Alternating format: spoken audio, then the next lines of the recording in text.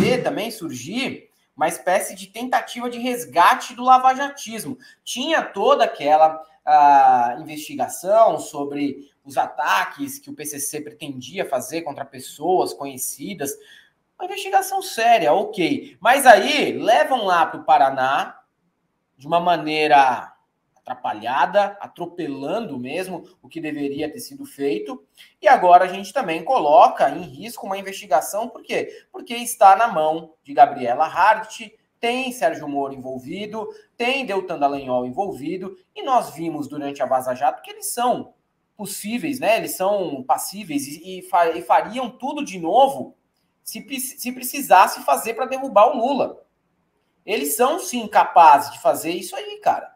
O que a gente está vendo agora. A gente viu ali algumas provas que são questionáveis, a gente vê o Sérgio Moro tentando vincular o Lula ao PCC, dizendo que se a família dele morrer, a culpa é do Lula.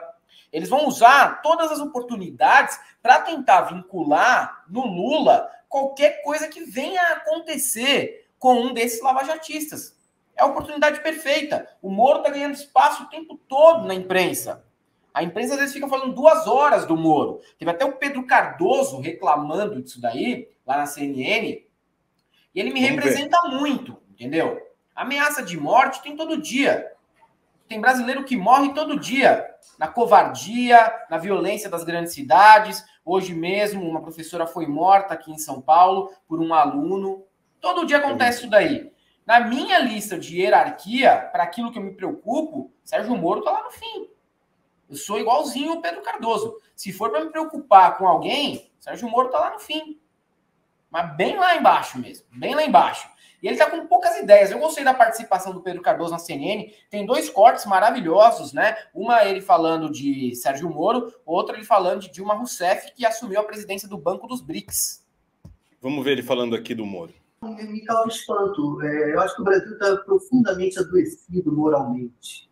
Porque nós estamos falando aqui há 10 minutos de uma pessoa chamada Sérgio Moro, e ele está sendo tratado aqui como se fosse uma pessoa que merecesse todo o nosso respeito, uma pessoa muito digna, muito correta, enquanto ele é uma pessoa que tramou junto a um acusador para colocar uma pessoa na cadeia. E apenas porque nossa democracia é juridicamente muito imperfeita, ele logrou virar senador da República. Então é feita uma ameaça à vida dele, que é um fato profundamente lamentável. Ninguém tem que ser ameaçado de coisa alguma. Mas me desculpem, milhões de brasileiros são ameaçados de morte todos os dias pela pobreza em que vivem, pela proximidade que são obrigados a viver com o crime organizado, e agora este homem moralmente desqualificado recebe toda essa atenção, porque ele agora foi vítima de uma ameaça também. Espera lá, eu acho isso uma doença brasileira. Eu estou muito mais preocupado com milhões e milhões e milhões de outras pessoas que estão permanentemente ameaçadas e que não serão noticiadas aqui, nem em outro lugar nenhum, porque não tem o prestígio Pedro, que o poder traz para as pessoas. Esse é o meu ponto de vista. Por isso que digo, há uma questão de linguagem. O fascismo brasileiro, ele exerce domínio sobre as consciências do povo ao controlar os discursos. Então, quando eu fiz um comentário a respeito do nosso próprio programa, daquilo que nós estamos fazendo aqui, é um convite a vocês, que são profissionais disso, eu não sou, que reflitam sobre esta prática, onde simula-se algo que é muito semelhante a um diálogo, mas que, na verdade, é uma sucessão de monólogos. E eu me explico. O diálogo pressupõe um sincero interesse no pensamento do outro. Se nenhum de nós aqui temos um sincero interesse no pensamento do outro, nós vamos apenas ouvir, esperar a nossa vez de falar e então confirmarmos aquilo que sempre achamos, porque não estamos nos deixando modificar em momento algum pelo pensamento do outro. E não é só apenas, amigos, este programa. Eu vim a este programa porque queria viver a experiência de estar dentro destes programas. Tem a fala da Dilma também, Helder. Pedro Cardoso, que deixou o Felipe Moura Brasil ali em maus lençóis. Ele que sempre foi um grande apoiador da Lava Jato, até mesmo antagoniza, começou a chamar o Pedro Cardoso de Agostinho Carrara nas matérias. Porque sentiram o recado dele aí. Pedro Cardoso, podemos ir em frente ou quer fazer suas considerações sobre essa pauta? Peço desculpa aos colegas, isso é tudo muito novo para mim. Eu não sou um especialista nos assuntos que vocês estão tratando.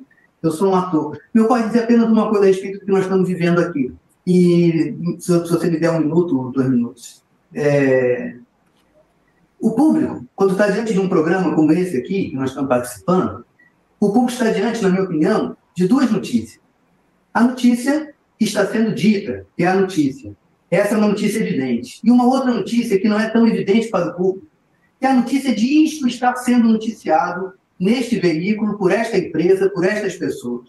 Esta segunda notícia, que não é evidente para o público, que esse acontecimento é dado ao público como se fosse um acontecimento quase assim espontâneo, como se não houvesse por trás da eleição desse tema um interesse em falar desse tema, e como aqui se está gastando, sei lá, acho que 15 minutos para avaliar se a Dilma é ou não qualificada para um cargo que ela foi indicada, uma coisa assim, então, um assunto bastante complexo, digamos assim, para se falar alguma verdade sobre ele. O público fica refém dessa naturalidade, como se isso fosse como eu disse, uma espontaneidade, sabe? E me ocorre alertar o público de que toda vez que você está diante de uma narrativa, existe o fato narrado e existe a intenção do narrador, percebe? Então, diante deste programa, me ocorre sugerir ao público que se pergunte o que é que o narrador deste programa quer narrando os fatos do modo que está narrando. O que é esta empresa CNN Brasil, quem é o dono dela, qual é a eleição que esse dono fez desse elenco de profissionais que ele coloca aqui, por que razão uma pessoa como eu, que sou um comediante, fui convidado para participar aqui, qual é a contribuição que eu posso dar, e por que é que eu estou aqui? Também o que é que eu quero daqui? Todas essas questões que parecem, digamos assim, invisíveis, que são invisíveis para o público, elas são fundamentais, na minha opinião, para que o público desperte em si mesmo uma crítica daquilo que é permanentemente narrado, para só depois, então, poder entrar no tema. Então, colega, respondendo a sua pergunta, mais interessado eu estou na lógica deste programa do que exatamente no assunto se a Dilma é qualificada ou não para dirigir o banco e tal lá. Não sei se minha participação ajuda ou atrapalha. Eu queria o Pedro Cardoso todo dia aqui na live, tá? Primeiro vamos falar sobre Sérgio Moro. Eu acredito que não era esperado dentro daquele programa que o Pedro Cardoso fosse expor que Sérgio Moro é um desqualificado completo e que ele é uma pessoa desimportante para grande parte da população que sofreu e vai sofrer durante anos por conta da violência, da pobreza, de morar onde rola crime organizado. Todas as pessoas estão sofrendo todos os dias, ninguém liga. Muito pelo contrário, todas as políticas que a imprensa, que as instituições, o judiciário apoiam, são para aprofundar a pobreza dessas pessoas. Desde a ponte para o futuro do Temer, chegando ao paulo-guedismo e também a toda essa movimentação de tentar enquadrar o governo Lula para que ele não pense em incluir o pobre no orçamento. Desde sempre foi isso. O Pedro Cardoso mandou muito bem, dizendo que na sua lista de hierarquia, assim como na minha, o Sérgio Moro não importa, tá?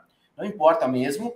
Ai, mas vocês estão aí falando de um ser humano, vocês desrespeitam o ser humano. Ah, vocês são tão fofos, né? Vocês são tão fofos. Desliguem a live e vão assistir Ursinhos Carinhosos, que talvez seja mais a cara de vocês.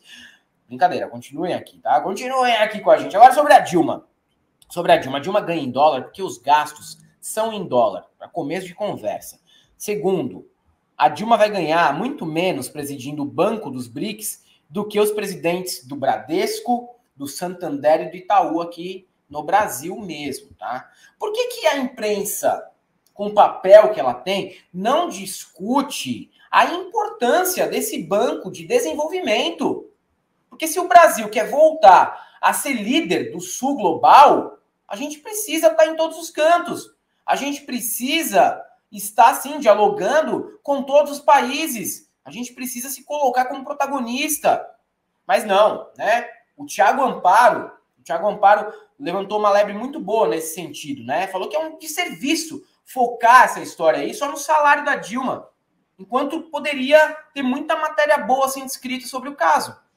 Se ela é qualificada ou não, faz a matéria, mas conta o porquê desse banco existir.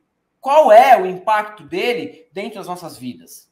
Esse é o papel da imprensa. Aí parece que nós, né, que usamos aqui o humor, somos às vezes mais responsáveis em falar sobre um tema do que a grande imprensa. tem seu papel positivo também na sociedade. Eu não demonizo a grande imprensa. Estou fazendo uma crítica pontual aqui sobre um tema que é recorrente e um tema que agora é atual. Por que não? Por que não? Eu faço coro aí ao Thiago Amparo. Aproveite o espaço, aproveite o momento e informe a população sobre o porquê desse banco existir e não ficar, olha, ela ganha não sei quanto. E o presidente anterior, vocês falaram no salário? Não falaram. Os presidentes anteriores, vocês não estavam nem aí pro salário. Mas agora, como é a Dilma, né, aí já começam a fazer todo o terrorismo em cima. Patético, né? É esse tipo de imprensa que a gente espera esse comportamento mesmo, infelizmente, né? E não vai mudar, viu? Não vai mudar. Não adianta... agora a Jovem Pan está saindo da direita, a CNN também está... do nosso lado. Tem uns jornalistas dentro, assim, às vezes, mas a empresa mesmo não.